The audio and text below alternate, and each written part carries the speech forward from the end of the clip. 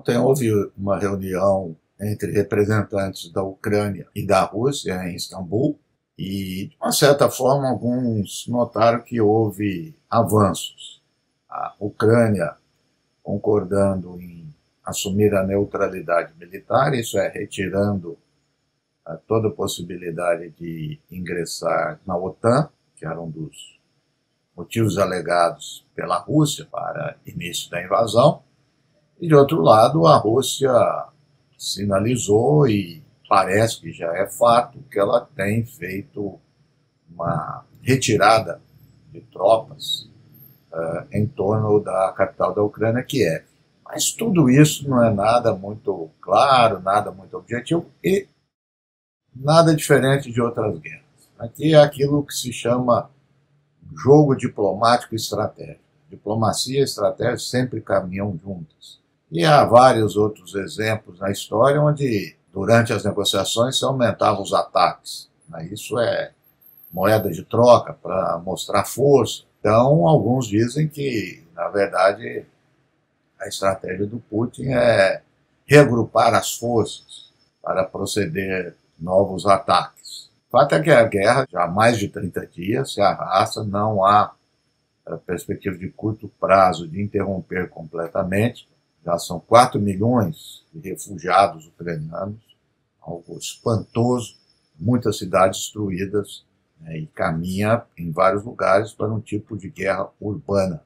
Mas o que já pode se desenhar, já havia feito outros dias, que a Rússia avança, nesse propósito de ter uma faixa de ocupação territorial abrangendo a região de Donbass até próximo a Odessa.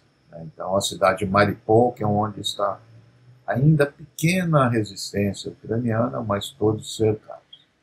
Diante disso, também, volta e meia, cogita, constrói as hipóteses do pretenso fracasso da Rússia. É muito interessante isso, que antes do início da invasão militar da Rússia, se dizia que o Putin era um gênio militar, em todos os lugares, até seus inimigos. Logo depois, não, que o Putin é louco. Interessante notar que, recentemente, saiu um artigo no New York Times, e isso que chama atenção, na parte de opinião, mas com destaque na primeira página. O autor, ele coloca a hipótese de olhar de um outro jeito as ações do Putin. E ele faz todas as críticas já frequentes do New York Times. Putin é um ditador, o Putin quer dominar, que o Putin quer destruir a Ucrânia. Até aí não tem diferença. Mas ele diz, e se isso é uma tática militar do Putin? Essa faixa que ele domina tem gás, um território de grande valor energético. Do outro lado também, lembrar como é que vai ser o destino econômico da Ucrânia, está completamente destruído, a volta desses refugiados. Enfim, seria uma tática que, inclusive, se viu na guerra da Chechênia. No início da guerra, a Rússia sofreu baixas, e os chechenos comemoraram. E esse autor, com bastante perspicácia, diz algo que os grandes estrategistas sempre levam isso em conta.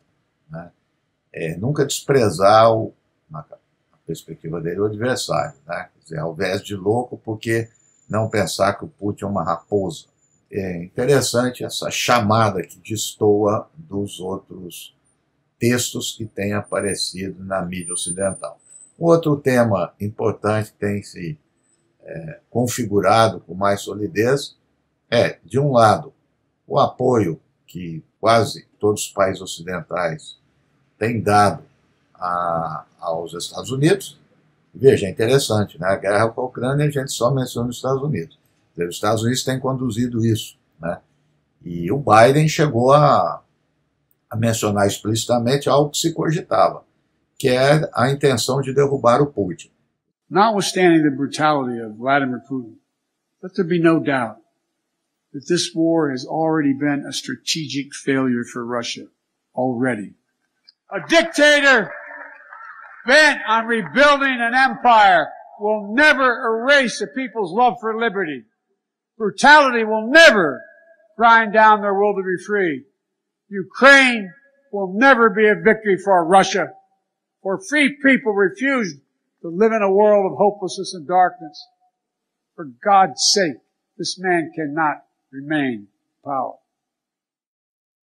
Isso pegou mal entre os aliados. Apesar desse consenso, muitos aliados não gostaram disso porque isso impede a negociação. E os índices de popularidade do Biden têm caído. Entre 7 a 10 americanos não aprovam a condução do governo de Biden. E há outros dados mostrando realmente uma situação complicada.